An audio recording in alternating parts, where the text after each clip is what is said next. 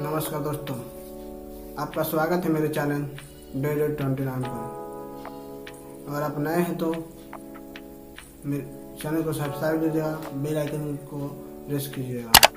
आज का ये गाना खूब मार्केट में बवाल मचा रखा है।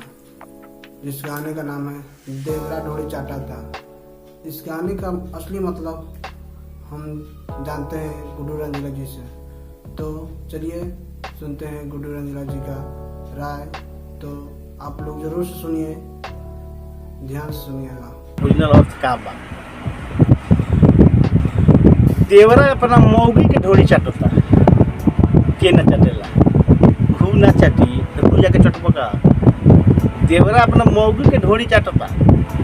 अब भौजैया देख ले भौजैया देख लो। जब भौजैया तो कुछ देर में हलचल भइल बा।